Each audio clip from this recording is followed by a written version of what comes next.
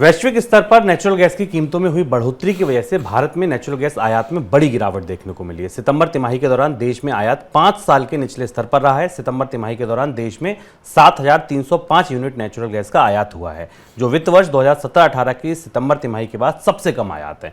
इस साल वैश्विक स्तर पर नेचुरल गैस की कीमतों में रिकॉर्ड तेजी देखने को मिली है। साथ में रूस से भारत को नेचुरल गैस का आयात भी घटा है। यही वजह है कि सितंबर तिमाही के दौरान इसके कुल इंपोर्ट में गिरावट देखने को मिली है। सर, मांग में तो कोई कमी है नहीं, भारत में मांग के बाद भी आयात का घटना क्या संकेत है ये? इस आयात के घटने से चिंता है, क्योंकि ये 2 साल का सबसे न्यूनतम आयात है। भारतीय अर्थव्यवस्था में के लॉकडाउन से निकलने के बाद भारत में गैस की मांग भी बढ़ी थी। और अगर आप अपने आसपास भी देखें तो जिस तरह से सीएनजी और पीएनजी के नेटवर्क देश में फैल रहे हैं, अलग अलग शहरों में जा रहे हैं, उस हिसाब से नेचुरल गैस की डिमांड भारत में तेजी से बढ़ रही है। लेकिन यहाँ भारत की डिमांड और सप्लाई का जो मिसमैच है और जो नेचुरल गैस से जुड़ी हुई रणनीति है, उसकी चूक दिखाई देती है।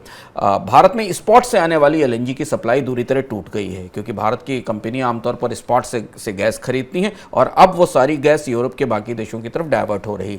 हम इस पर चर्चा करते रहे मनी सेंट्रल में कि भारत की जो एक तयशुदा सप्लाई है वो गैसप्रॉम से आती थी, और गैसप्रॉम के साथ गेल के रिश्ते इस समय ठीक नहीं है। प्रतिबंध के कारण गैसप्रॉम सप्लाई नहीं कर पा रही, और इसलिए इस मौजूदा परिस्थिति में जबकि भारत में गैस की मांग बढ़ रही है, अर्थव्यवस्था को और ईंधन के तौर पर गैस की ज़रूरत है, तब भारत में गैस की आयात में ज़बरदस्त कमी आई है, जबकि इसकी ज़रूरत है। और भारत के में एलएनजी की कैपेसिटीज़ या एलएनजी के इंपोर्ट की कैपेसिटीज़ काफ़ी बड़ी मात्रा में उपलब्ध हैं।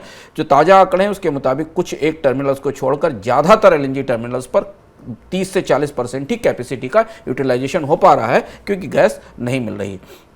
इसका फलित या इसका असर यह होगा कि भारतीय बाजार में गैस की किल्लत आने वाले समय में रहेगी, और वो गैस की किल्लत हमें कई तरह से गैस की आपूर्तियों पर और कीमतों में बढ़ोतरी के रूप के तौर पर नजर आएगी।